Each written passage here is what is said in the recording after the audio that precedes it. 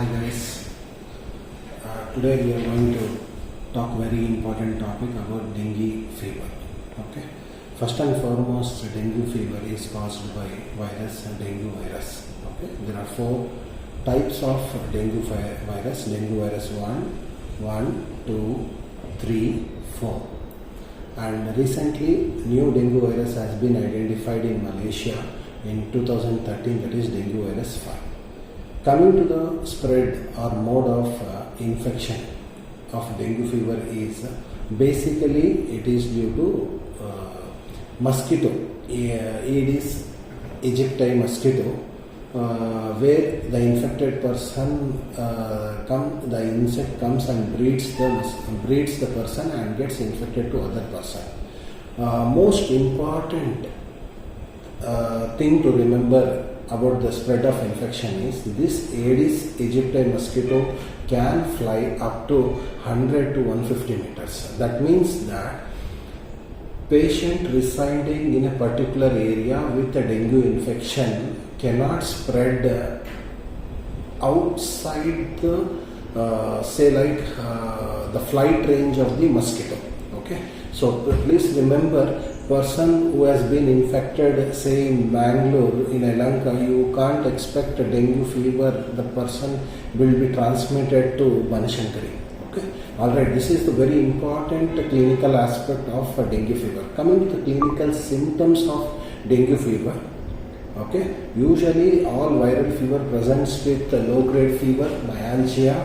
Okay, and joint pains. Usually this dengue fever will have severe joint pain. That's why this is called as breakbone fever. Breakbone fever. Okay. Usually the fever lasts around 2 to 7 days. Okay.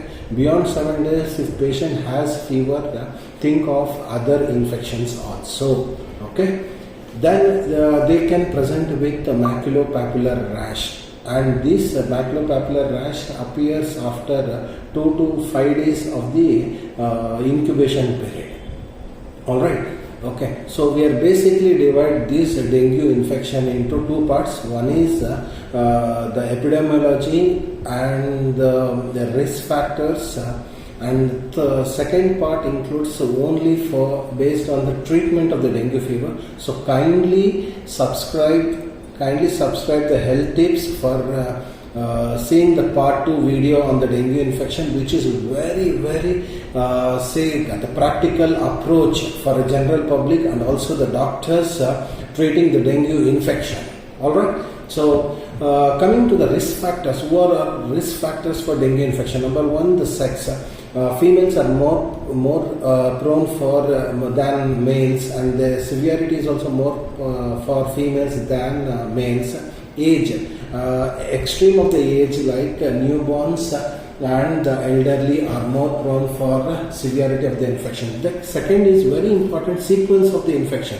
Suppose patient developed dengue infection and second attack of the dengue infection will be more severe and more profound, and they say that dengue virus 3 and 4 are more severe than dengue virus 2 and 1. Alright, so you have to remember, first time the patient develops dengue infection, he develops what are called as antibodies. Okay, these antibodies persist in the human body. Once again patient develop what is called reinfection, these antibodies trigger the inflammatory process in very profound manner. Patient can present with what is called as DHF, that is dengue hemorrhagic fever. Another thing is the DS, dengue shock syndrome, DSS. Okay, alright, we are going to discuss this clinic, everything in the treatment aspects. Alright guys, this is about the update, this is about the brief introductory about the dengue infection. Let's catch up on the part 2 video of the dengue infection. Please kindly subscribe for the health tip, for the more information you have and the practical aspect of dengue infection. Thank you guys.